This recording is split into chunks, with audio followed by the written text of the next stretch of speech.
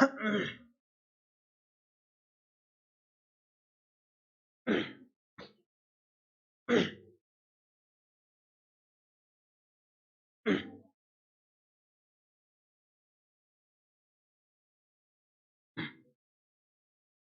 है, आज नई जनजाति शुरू करना है हमें। गोंड जनजाति तक खत्म कर लिया था। ठीक है,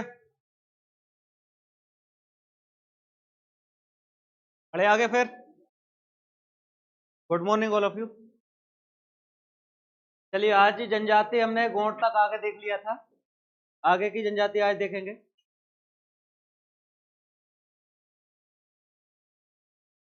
क्यों, ये घोटल हो गया था ना कल?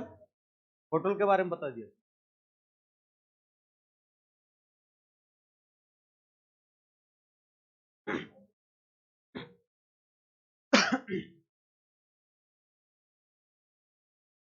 नेक्स्ट ट्राइब है आज का हमारा जो टॉपिक है, कोरकू। ध्यान से सुनना। कौन सी जनजाति होगी? कोरकू जनजाति। थोड़ा सा देखते हैं इसके बारे में। कोरकू, कोरकू जनजाति की अगर बात करूं मैं तो शाब्दिक अर्थ होता है मनुष्यों का समूह। कोरकू का मतलब क्या होगा?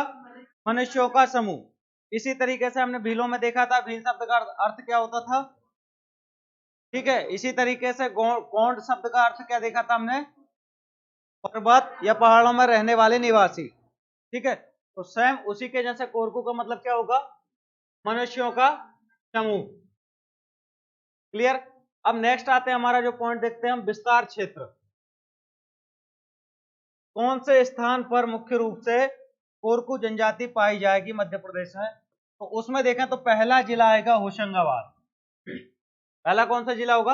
होशंगाबाद। उसके साथ बैतूल, और कुछ इस जनजाति का प्रतिशत पाया जाता कहां? छिंदवाड़ा में।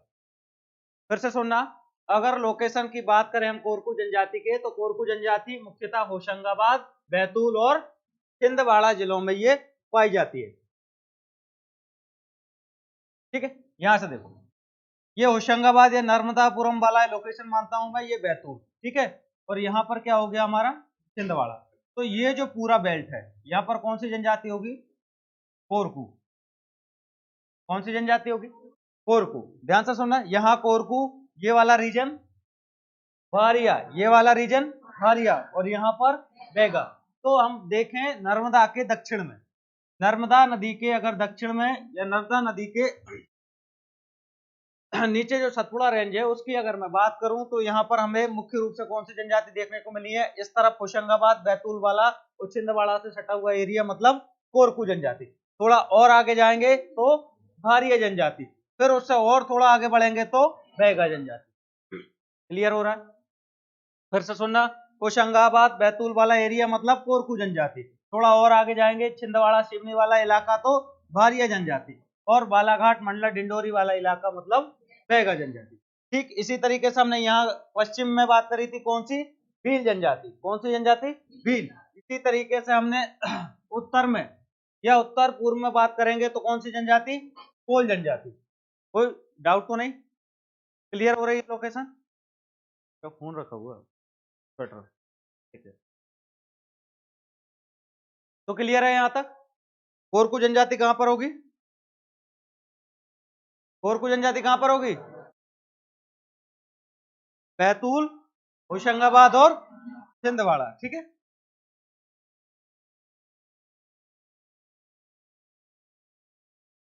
फिर अगला इसकी उपजातियां अगर हम देखें तो बबारी, कुडोया और होबासी रूम। फिर से सुनना ध्यान से, अगर कोरकू जनजाति की हम उपजातियों की बात करें तो बबारी उपजाति होगी इसकी, बुडोया उपजाति होगी, और होबासी रूम मुख्यतः इसकी उपजातियां हैं। और इसी के साथ में हम नृत्य की बात करें तो चटकोरा नृत्य होता है। कौन सा नृत्य होता है? चटकोरा नृत्य। चटकोरा नृत्य, इसको अंडरलाइन करना, ये स्टार बना के इसको इंपोर्टेंट कैटेगरी में अपना फिट करो। चटकोरा नृत्य क्या होता है कि मुख्य रूप से ये महिला प्रधान नृत्य होता है। महिलाएं क्या करती हैं इसमें? महिलाएं क्या करती हैं कि अपने सर पर क्या रखेंगे? ये कि गिलास। क्या रखेंगी? गिलास। उस गिलास के ऊपर रखा जाता है क्या? मटका। उस गिलास के ऊपर रहता है मटका, और इस मटके पर होता है नारियल। मटके के ऊपर क्या होता है? नारियल। देखो महिलाएं क्या करती हैं, ये रख लिया अपने सर पर क्या, गिलास, गिलास के ऊपर क्या रखते हैं, गिलास के ऊपर क्या रखते हैं, मटका, और मटके के ऊपर नारियल। और पूरा डांस जो होता है ये बैलेंसिंग का होता है। समझ में आया? नारी पहले तो सर पे गिलास को बैलेंस करो, फिर वो उस गिलास पे मटके को बैलेंस करो, और उस मटके के ऊपर अब नारियल को बैलेंस करो, उसके साथ डांस करो। ठीक है, एक साथ खड़े हो जाए तो फिर भी रखा रहे वो, लेकिन उसके बाद भी फिर क्या करना है, हाँ नाच करना है। ठीक है, तो समझ में आया? इस नृत्य कला को क्या कहते हैं? चटकोरा। क्या कहते हैं इसको? चटकोरा। क्लियर है? ऐसा पॉसिबल है? होता होगा, होता होगा तभी तो पढ़ रहे हो। देखा है ना, गांव में पहले जब औरतें या महिलाएं जब घर घर नल नहीं हुए थे, तो वो एक प्रथा थी, कुएं दूर कहीं दूर घर से या गांव से 1-8 किलोमीटर दूर तालाब होता था या फिर कुआं होता था। तो आप लोगों ने हो सकता है देखे हो, तो महिलाएं क्या करती थी, एक एक मटके के ऊपर दूसरा मटका, दूसरे मटके के ऊपर तीसरा मटका, वो उसके साथ साथ में यहीं पर नहीं रुकती थी, एक यहाँ साइड में मटका और एक यहाँ साइड में मटका। ठीक है, और उसके बाद फिर वो चलती थी, और उसमें से क्या होता था, एक बूंद भी पानी नीचे नहीं चलता था। कर सकते हो ऐसा भी? अरे यार रुक तो जा भैया, इन लोगों से पूछा हूं मैं, कर सकते हो ऐसा? हाँ, एक रख दिया सर उसी में, ये मान लो कि समझ में आ रहा है? तो वो भी क्या होता है, बैलेंसिंग। ठीक है, क्लियर है? तो चटकोरा नृत्य जो है किस जनजाति में फेमस है? कोरकू जनजाति में। किस जनजाति में?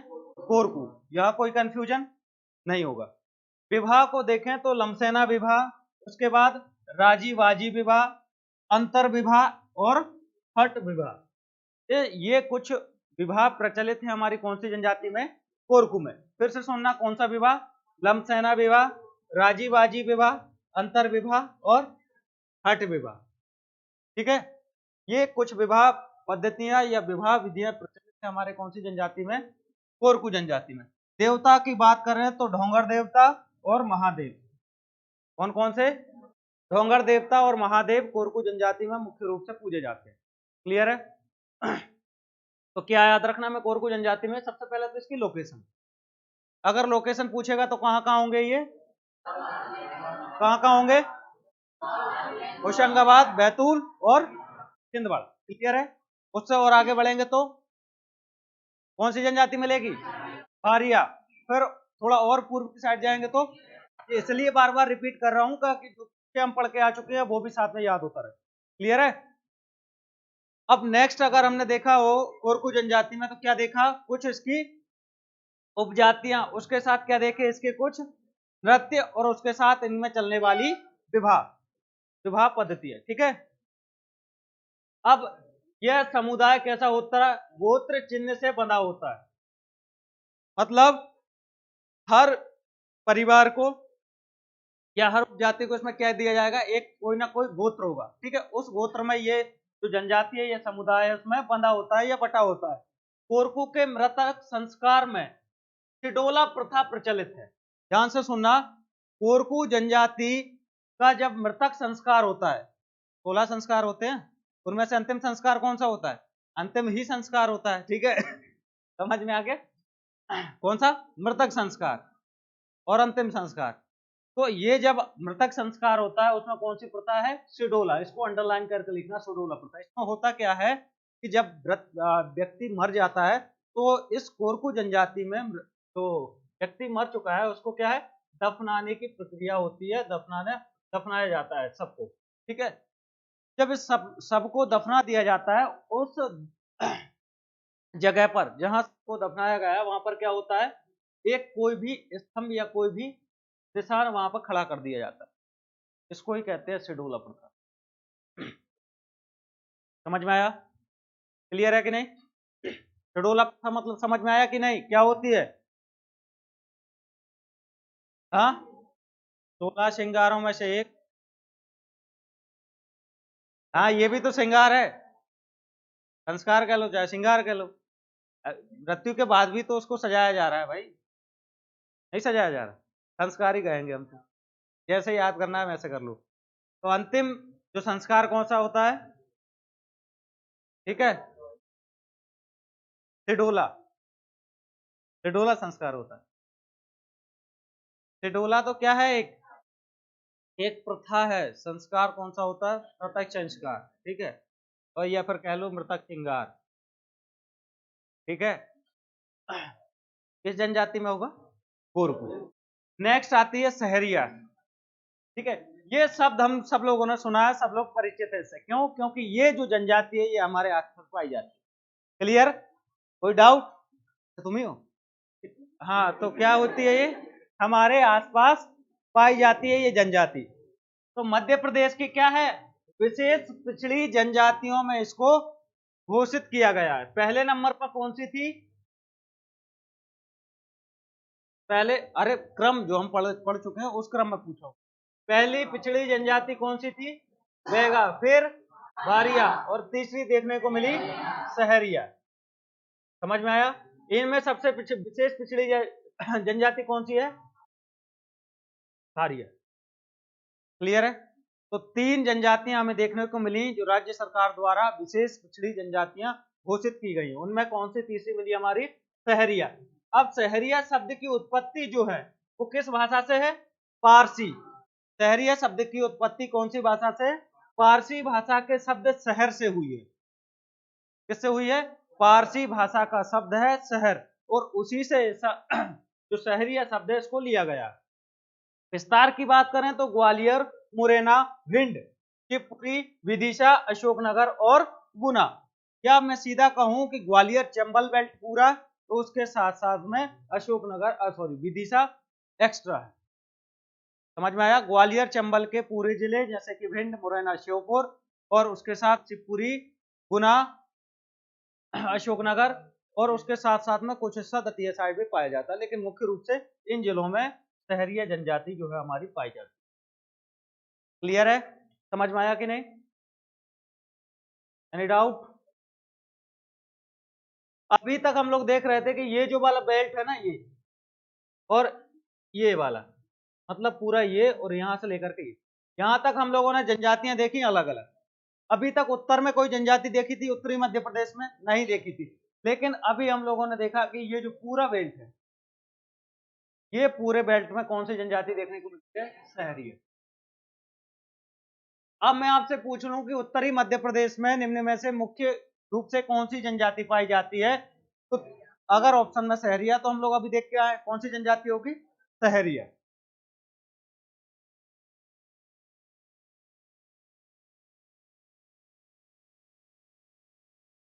फिर देखते हैं सहरिया जनजाति के मुख्य नृत्य। तो पहला आता है लहकी नृत्य, ठीक है। दूसरा आता है रागनी नृत्य, लहकी, रागनी, और इनका सबसे फेमस जो नृत्य है वो है दुलदुल घोड़ी। कौन सा नृत्य है, देखा है सबने, देखा होगा ना सबने। हाँ, क्योंकि ये जनजाति हमारे आसपास पाई जाती है। इस तरीके से एक आर्टिफिशियल घोड़ी बनाई जाती है, उसमें एक व्यक्ति बैठा होता है और फिर वो अपना नृत्य कला जो है आपके सामने प्रस्तुत करता है, ठीक है। तो क्या बोलते हैं इसको, दुलदुल घोड़ी, ठीक है। लेकिन जब गांव में आते थे तो हम लोग क्या बोलते थे, अभी तक भी बोलते हो, दिल दिल घोड़ी, यही बोलते थे ना। लेकिन नृत्य का सही नाम क्या है, दुलदुल घोड़ी, ठीक है। कौन सी जनजाति करती है, सहरिया जनजाति, ठीक है। और एक और आता है तेजाजी, क्योंकि ये तेजाजी का मेला लगता है तो उस समय ये नृत्य कला होती है, उसी के नाम पे इनका नृत्य को नाम दिया है।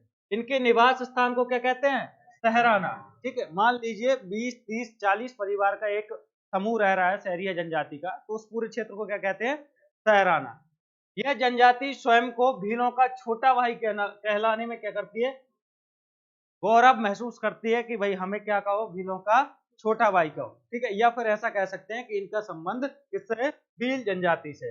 इस जनजाति के मुखिया को क्या कहते हैं, पटेल कहते हैं। समझ में आया। सबसे पहले तो जिस जगह ये सहरिया जनजाति के लोग रहेंगे उस क्षेत्र को हम क्या कहेंगे, सहराना। फिर उनमें से एक ना एक इनका कोई मुखिया होगा, उसको क्या कहेंगे, पटेल, उसको क्या कहेंगे, पटेल, ठीक है। तो मुख्य इनका नृत्य कौन सा है, दुलदुल घोड़ी, ठीक है। नेक्स्ट ट्राइब से हमारा पारधी, कौन सी जनजाति होगी, पारधी जनजाति, ठीक है। पारधी कौन सी भाषा का शब्द है? मराठी शब्द पारस से लिया है। पारधी जनजाति का जो शब्द है पारस, ये कहां से लिया है? मराठी भाषा से, और जिसका अर्थ है आखेट। समझ में आया? आखेट मतलब जानते हो? हंटर।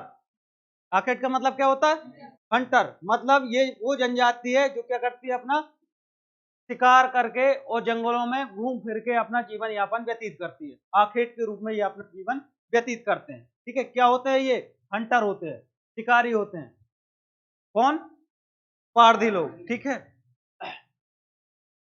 समझ में आया? तो कहां से लिया गया पारधी शब्द? मराठी भाषा के पारस से पारधी शब्द हमारा मिलकर बना है, जिसका मतलब क्या होता है? आखेट।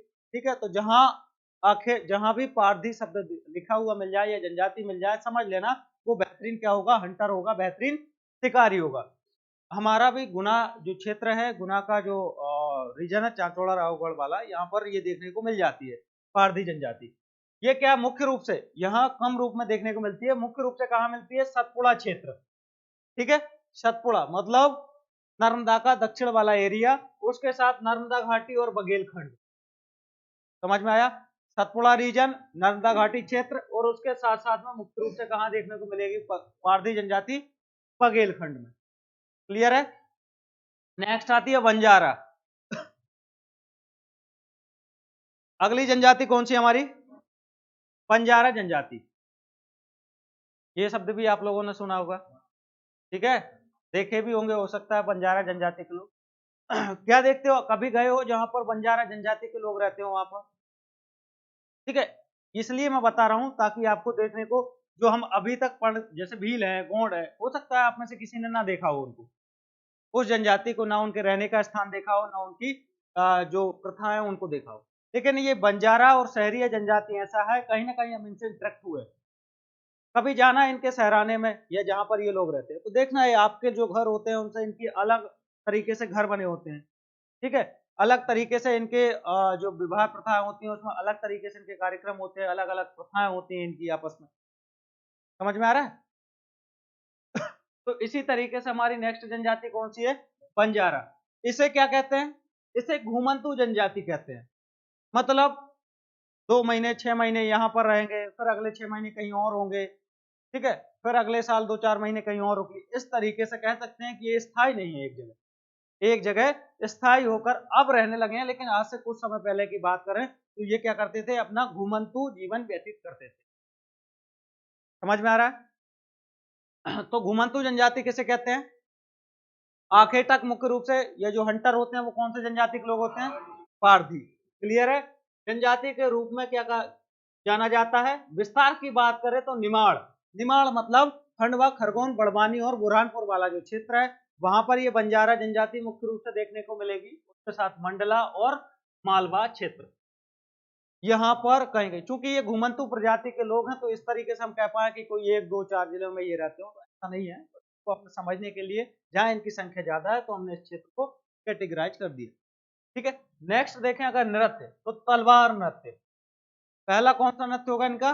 तलवार, फिर डंडावेली और लहंगी। ठीक है, सब हथियारों वाले डांस हैं इनके। समझ में आया कि नहीं? तल हाँ, लहंगी या लोहांगी वो भी एक तरीके का हथियार ही होता है। ठीक है, लोहे की रॉड टाइप की होती है, ऐसा ही होता है ना? हाँ, हाँ, नीचे रॉड लगी रहती है, लोहांगी जिसे हम कहते हैं। तो उस लोहंगी या लहंगी को लेकर के ये नृत्य करते हैं, तो उसको क्या कहते हैं हम? लहंगी नृत्य। तलवार को लेकर के करेंगे तो तलवार नृत्य। ठीक है, और डंडे को लेकर के करेंगे तो डंडा। समझ में आया? ठीक है, तो क्या कह सकते हैं हम? काफी उग्र प्रभाव वाली जनजाति है ये। समझ में आया? नृत्य भी करेंगे तो सतर्क रह के, सामने वाले को सतर्क करके। समझ में आया? तो ये याद करने की जरूरत पड़ेगी? नृत्य नहीं पड़ेगी। क्यों? क्योंकि अभी तीनों एक ही चीज कॉमन है। मैंने कहा तलवार, डंडा और लोहांगी, तीनों कौन करेगा? बंजारा। नेक्स्ट आता है अगरिया।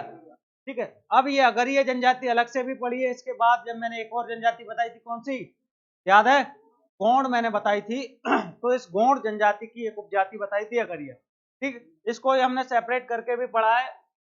अगरिया जनजाति की बात करें तो विस्तार कहाँ होगा? सीधी, सिंगरौली, अनूपपुर, शहडोल, उमरिया, डिंडोरी। मतलब जो पूर्वी मध्य प्रदेश के जिले हैं वहां पर मुख्य रूप से ये जनजाति पाई जाएगी।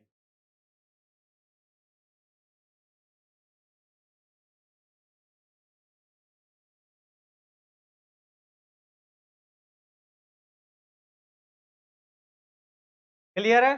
कौन सी जनजाति है हमारी? अगरिया जनजाति को देखें तो सबसे पहला कौन सा जिला होगा? सीधी। सीधी, उसके साथ ये सीधी होगा, ये होगा सिंगरौली, ठीक है। उसके बाद शहडोल, उमरिया, अनूपपुर, मंडला और डिंडोरी, ये जो पूरा बेल्ट है यहां पर होगी अगरिया जनजाति। क्लियर है? समझ में आया कि नहीं?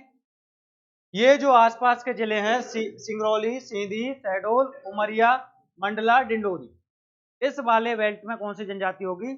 अगरिया जनजाति। अगरिया जनजाति, अगर देवता की बात करें, देखिए वहां पर एक कॉमन कुड़ादेव, दूलादेव, इस तरीके के देवता मिल रहे थे, लेकिन यहाँ पर एक देवता निकल के आते हैं, कौन से? लोहासुर। कौन से देवता होंगे? लोहासुर, मतलब लोह के असुर। समझ गए? इनकी पूजा करती है कौन सी जनजाति? अगरिया जनजाति। क्यों करती है? क्योंकि अगरिया जनजाति का जो मुख्य काम होता है वो होता है लोहे से अलग अलग तरीके के क्या बनाना?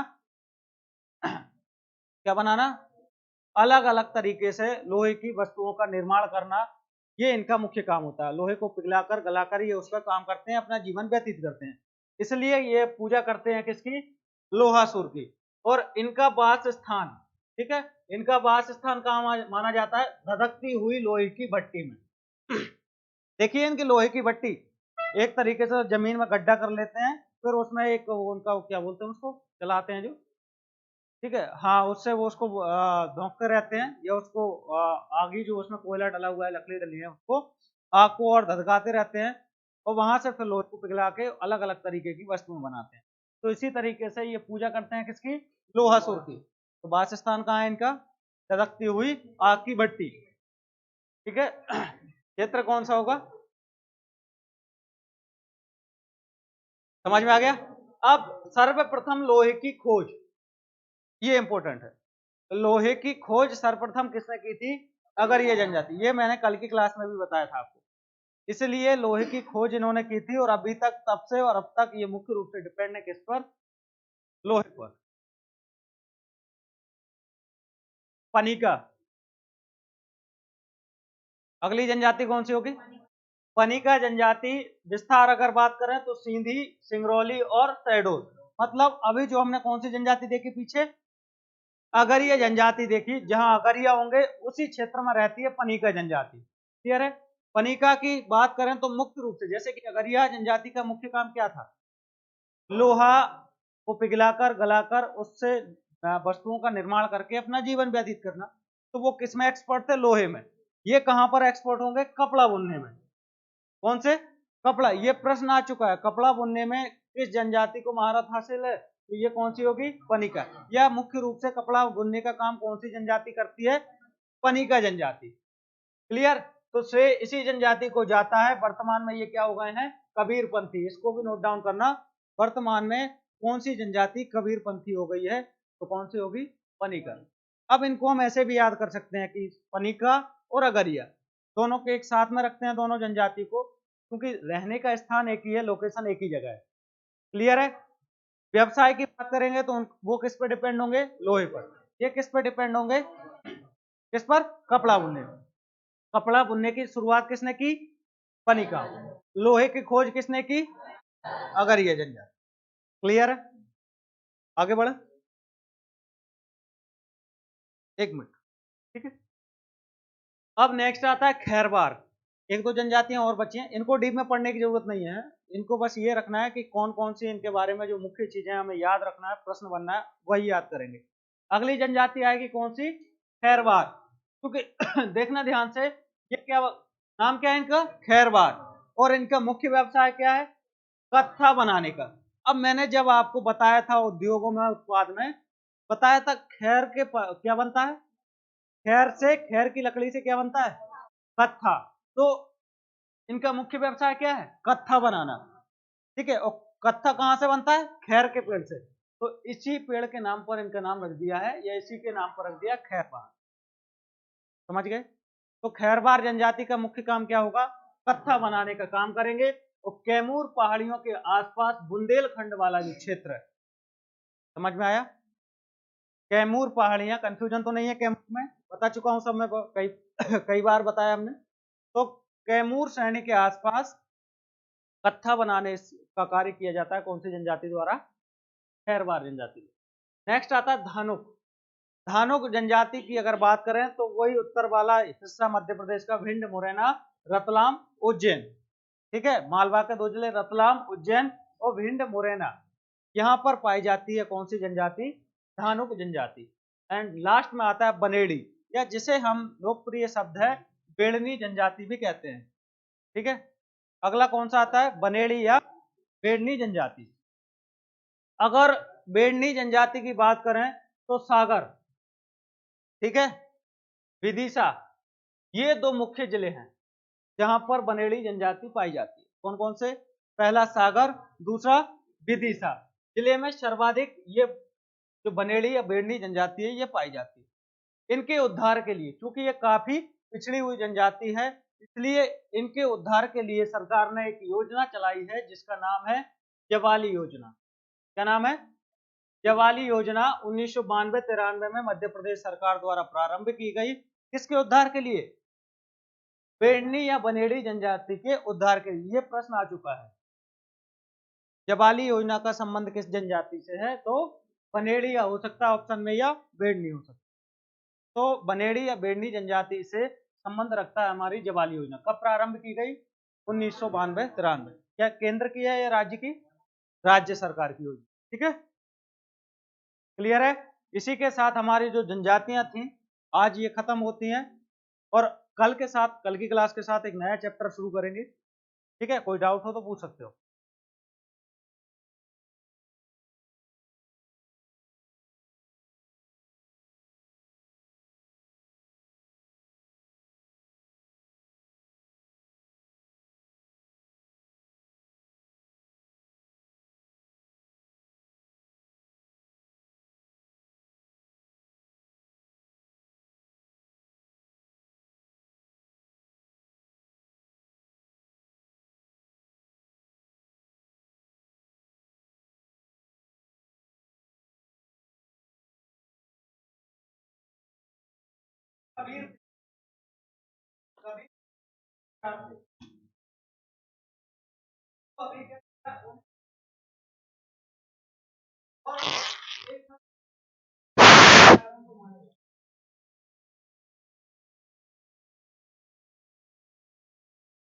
कबीर